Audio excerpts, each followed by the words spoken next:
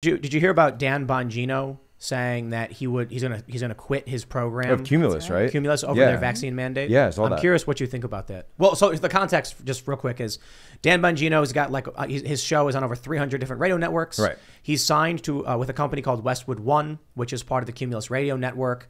And he said, if that company, Cumulus, wants to have a vaccine mandate, then I will quit this show unless they stop. You can either have the vaccine mandate or you can have me. And I've got a lot of thoughts on that, but I'm curious what you think.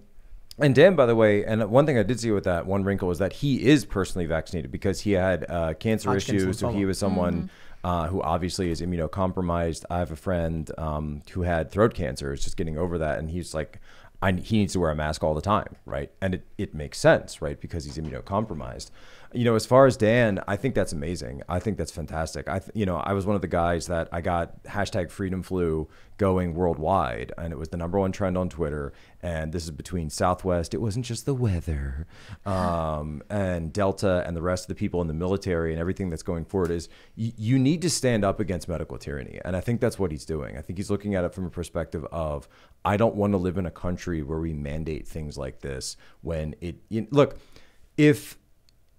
I saw people saying this when I was tweeting about it. Someone had commented and they said, well, what if COVID was 10 times more deadly, right? And what if this? And I said, well, what if what? I live in reality. Where do you live, right? Like, yeah, what if it made people turn into vampires? Yeah. What if whatever, right? But the point is it doesn't. But for some reason, you people have deluded yourselves into thinking that COVID is something that it's not. I have a really simple answer to a lot of the pro-mandate people. They're like, well, what about all the other vaccines that we mandate, like MMR? And I'm like, I've never been mandated to get vaccinated to go to the store or to buy a slice of pizza. Right. No one has. Right. So doing something entirely different. So I'll give you an example. Right? When I was in the military, right? So when you first join, you go through boot camp.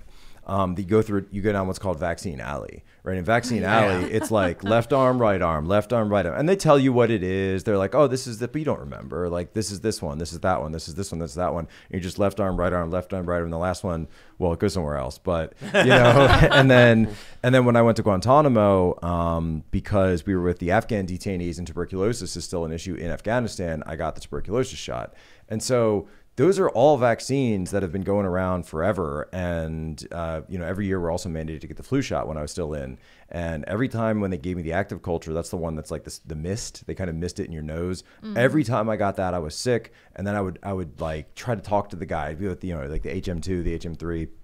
Hey man, can I get that shot? Because, I really don't want that mist because I know it's going to make me sick. I'm going to have to call out again. There's like, sorry, man, you can't do it. Right. But again, these are all vaccines and shots that have been around for a long time. So I was thinking about Dan Bongino's show, and I'm like, isn't it better though that he's on the networks of these companies speaking out against it?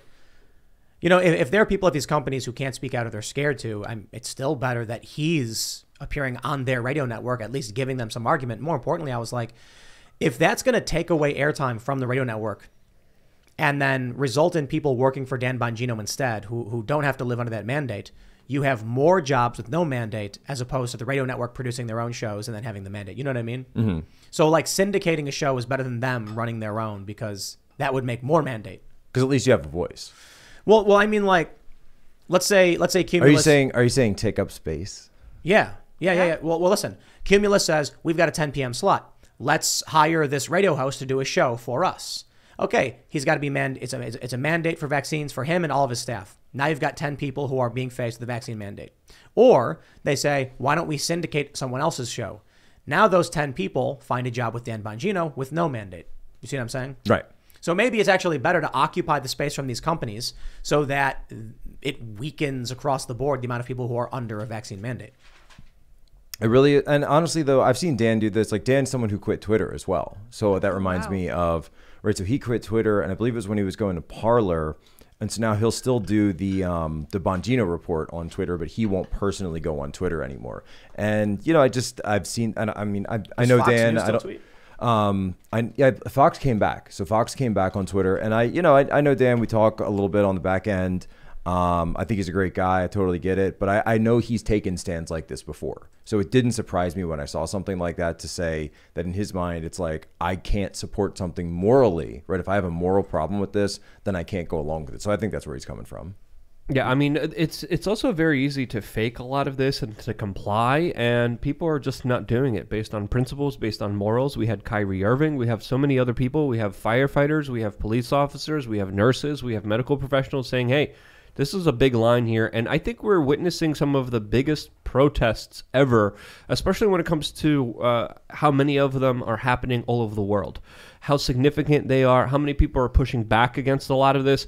And it's just adding a lot of strangeness to the fact that the mainstream media doesn't even acknowledge that there's another side, that there's another debate, that there's a whole bunch of other people standing up and saying, no, this is not okay. We're not going to go along with this. So, I mean, there's so many different last couple times I flew, I just mentioned I was in Denver and Phoenix. Almost at every airport I was going to, there was only one TSA checkpoint.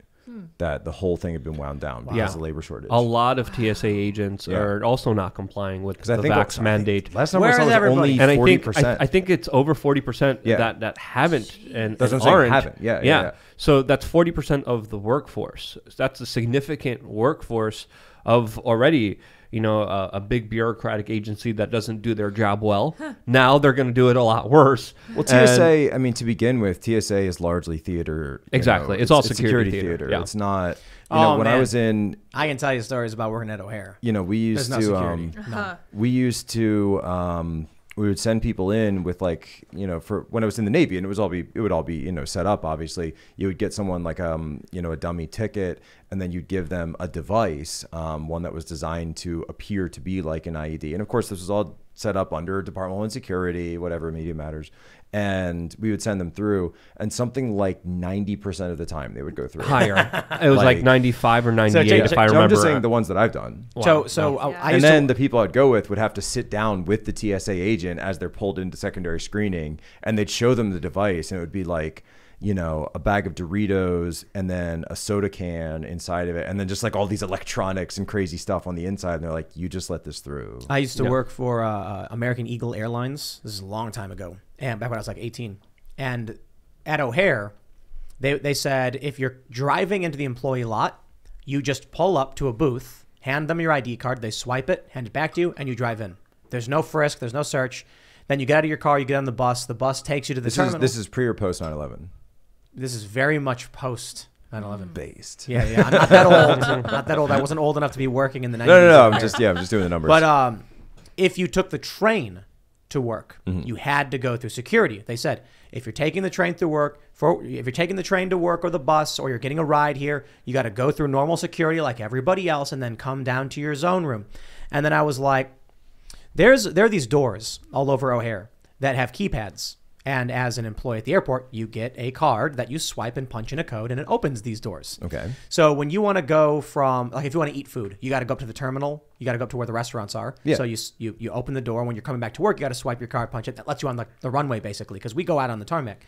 And my favorite thing was, I don't know if they still do this, probably at O'Hare, where the baggage conveyors are. There's doors that go right to the bag room. And a lot of people who work the ramp, that's what it's called, working ramp, will drop bags off there, and some people work in the bag room. So I'd be like, so you want me to go upstairs, go through security, then go downstairs, go through a similar door into the bag room, instead of just walking right in the front door, swiping my card, and walking in the bag room?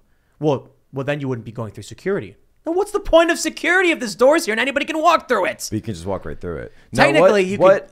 And what kind of security... You needed a security card to walk right through it. But what kind of security or background check would there be for an employee, though? Well, so I went through a federal background check. I got fingerprinted, and they gave me the ID card. So they still want you to go through standard security, which makes no sense, because if you own a car, you don't have to do it. And that's when you can actually carry stuff in your car. That's, what are you going to be carrying? You're walking into the airport with just your backpack. But then if you're downstairs and in the baggage collection area, there's a door you just walk right over to, and you swipe it, and you walk right into your workplace. But they tell you you're not supposed to do that. I'm like, dude, I don't care what you think someone is supposed to do. You have no security if that door exists for employees. Don't act like you have employees must go through security like everybody else. No, they don't. That's just ridiculous. But if you bring a bottle of water on board, they're going to be on you like white on rice. My favorite thing about the bottle of water thing is, So, right, they make you put the water in the containers, right, that are all right there. So, oh, this is too much liquid, so you have to put throw it in the garbage. You see where I'm going with this. So throw it in the garbage. So the next person comes up and they say, that, okay, now you throw your over 3 ounces in the garbage. So theoretically, this is all like liquid nitrogen and all these explosives, right? So you're creating, right, again, theoretically, an entire, you get it, an entire case. I don't know if you're going to have a bottle of liquid nitrogen. Full of explosives that's just sitting right there. And that's the way that you guys consider to. No, obviously that's not true. I remember one time though, I was flying with a shotgun that I'd purchased in Arizona. I was flying home with it. And, I'd called TSA ahead. I'd called the airline ahead. I said, hey, I'm bringing this. It's in a case. It's compliant. It's got the locks. It's got everything. So I bring it up, and it was American Airlines. And I remember the check-in, the check-in lady was there, and she goes, well, I need to inspect this. I say, okay, I'm going to unlock it, and here's she goes, all right, now you need to take it out.